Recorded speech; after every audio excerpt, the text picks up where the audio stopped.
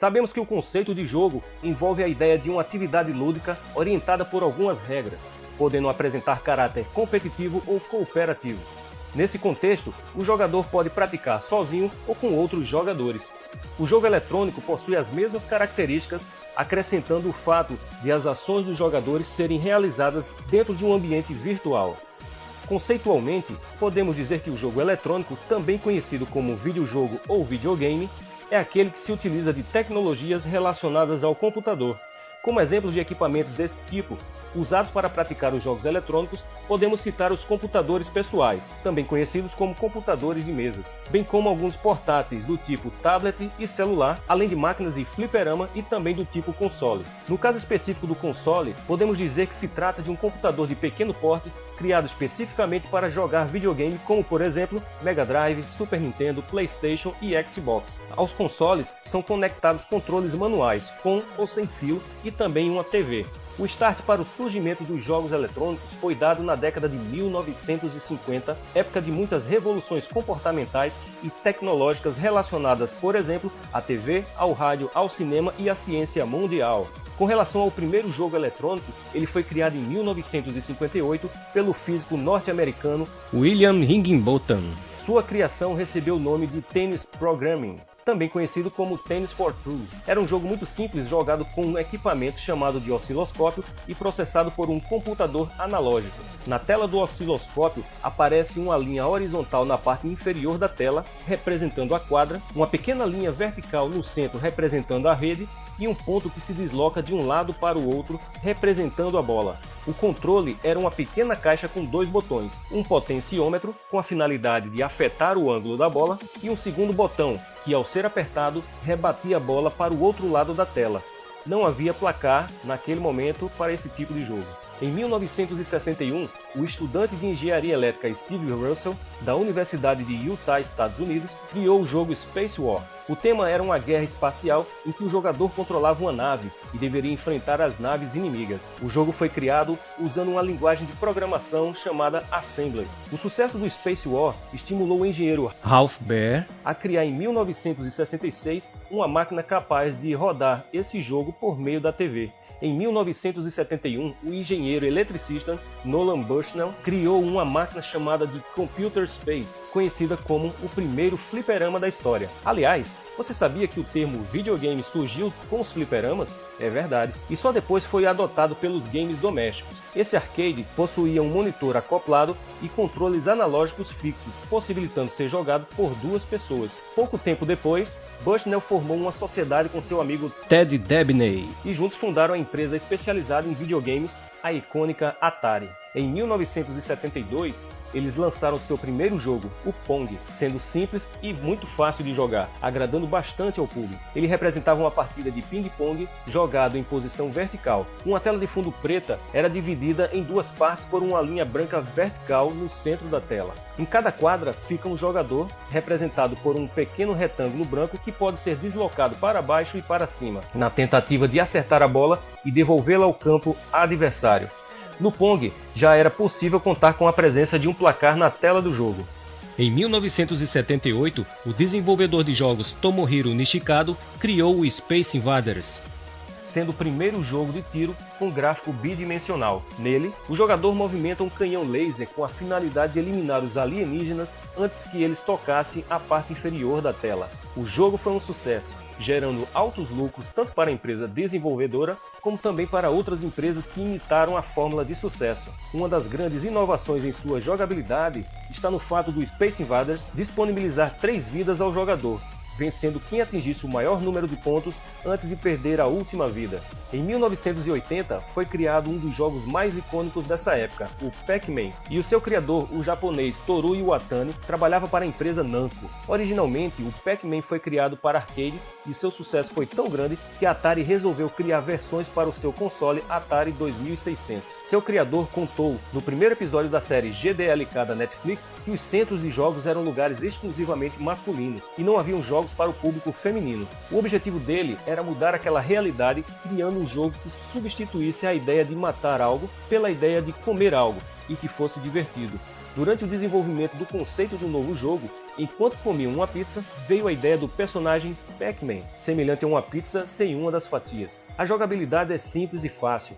O jogador controla uma faminta esfera amarela que abre e fecha a boca, buscando comer todas as pastilhas espalhadas pelo labirinto. Enquanto isso, deve fugir de 4 fantasmas que o perseguem.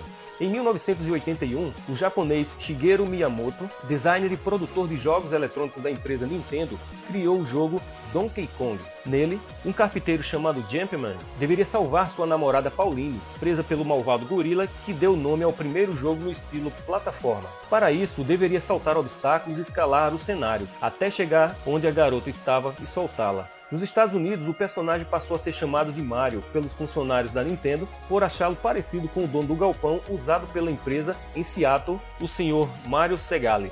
Em 1983, o mercado de games dos Estados Unidos enfrentou um declínio e gerando o fechamento de muitas empresas desse setor.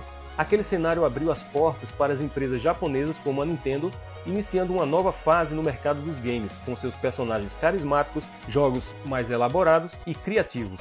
Em 1985, a Nintendo lançou o jogo Super Mario Bros., sendo considerado o jogo mais importante de todos os tempos. Nele, o jogador pode explorar 8 mundos diferentes, com diferentes cenários e permitindo que o personagem Mario utilize poderes para encarar os inimigos. Sua jogabilidade era muito dinâmica, bem como fácil e agradável. Serviu de inspiração para muitos outros jogos que surgiram tempos depois. Em 1986, a também japonesa Sega Corporation entrou no mercado americano trazendo seus jogos originais como o Hang-On, que se tratava de uma corrida de motos com 6 estágios, e o Phantasy Star, jogo de RPG se passando em um mundo fantasioso onde o personagem combate monstros usando armas, magias e veículos. Em alguns poucos jogos, era possível usar uma pistola e o óculos 3D. Mesmo assim, não fez o devido sucesso. Porém, no Brasil, sem a concorrência da Nintendo, a Sega e seus jogos viraram um fenômeno de popularidade. Em 1991, a Capcom lançou o jogo de luta Street Fighter 2, com vários personagens e seus poderes especiais. Cada personagem possui uma barra de energia, a qual vai diminuindo a cada golpe recebido pelo adversário. Vence a disputa quem for o melhor em 3 rounds de combate. Esse jogo adotou o modelo de animação em que um conjunto de fotos dão vida ao personagem. Em 1992, o jogo Mortal Kombat avançou um pouco mais ao adotar o modelo de animação por captura de movimentos de atores e digitalização para realizar as ações. Esse processo deu maior realismo estético aos personagens. Em 1993, a Sega lançou o jogo Virtua Fighter, sendo uma revolução na parte gráfica e de jogabilidade, pois utilizava um modelo de animação tridimensional. Uma de suas grandes inovações foi a possibilidade de mudar a visão da câmera durante o jogo. Em 1996, a Nintendo voltava a se superar, lançando o jogo Super Mario 64, no qual se utilizou de uma ambientação completa em 3D, além dos personagens. Em 1997, a Sony, por meio do seu console PlayStation, revolucionou os gráficos e jogabilidade para jogos de corrida de carros ao lançar a série Gran Turismo. Usava gráficos bastante realistas e o som autêntico dos motores. Ao longo da década de 2000, a indústria dos videogames deu mais um salto de qualidade. Foi nessa época que a tecnologia 3D melhorou e que os jogos online se tornaram possíveis por conta da internet banda larga. Além disso, novos acessórios foram criados para transformar radicalmente a interatividade dos jogos. Um exemplo disso foram as câmeras com sensor de movimento, como por exemplo o Kinect do console Xbox e o PlayStation Move do console PlayStation. A Nintendo, como sempre, não ficou para trás e desenvolveu uma espécie de controle remoto que capta movimentos do jogador por meio de acelerômetros e de um sensor infravermelho. Também no ano 2000, o designer Will Wright criou o jogo The Sims, que possui um formato chamado de sandbox, ou seja, ele permite que o personagem explore e modifique completamente o mundo virtual de acordo com a sua vontade. Não há tarefas progressivas, pois o jogador é que escolhe o que, quando, onde e como fazer. Alguns anos depois, em 2004, foi lançado um jogo épico chamado World of Warcraft, desenvolvido pela Blizzard Entertainment, em que o jogador explorará ambientes de amplitude infinita, podendo enfrentar orcs, saqueadores e criaturas encantadas, por exemplo. Trata-se de um jogo online do gênero MMORPG, sendo um dos mais populares no mundo, com 11 milhões de jogadores ativos em 2010. Para jogar, é preciso de um programa cliente ligado a uma rede de servidores pelo mundo, o que permite a participação de muitos jogadores ao mesmo tempo no ambiente de jogo. Em 2009, a empresa Ubisoft criou um dos jogos de dança mais populares do mundo, o Just Dance. De modo geral, após selecionar uma música, o jogador deverá dançar a coreografia apresentada na tela do jogo. Seus acertos vão gerando pontos que podem ser visualizados numa barra vertical no canto esquerdo da tela. A câmera com sensor de movimento consegue captar a presença de até 4 jogadores simultaneamente. Também no ano de 2009 foi lançado o jogo Angry Birds, pela produtora finlandesa Rovio, inicialmente para sistema Apple, e após enorme sucesso ele foi redesenhado, possibilitando versões para smartphones com sistemas operacionais Android, Symbian e Windows Phone. Sua jogabilidade é simples, fácil e cômica.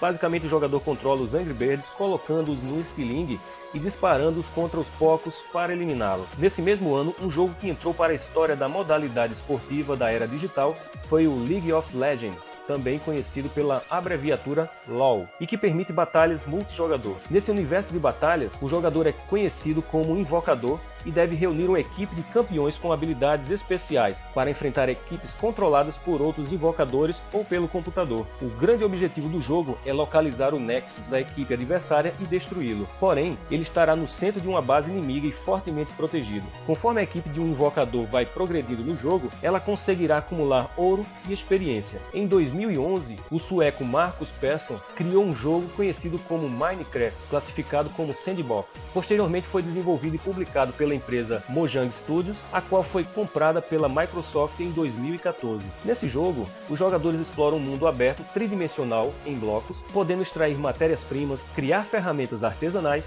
construir diferentes estruturas e enfrentar inimigos controlados pelo computador. Também é possível trabalhar de maneira cooperativa com outros jogadores.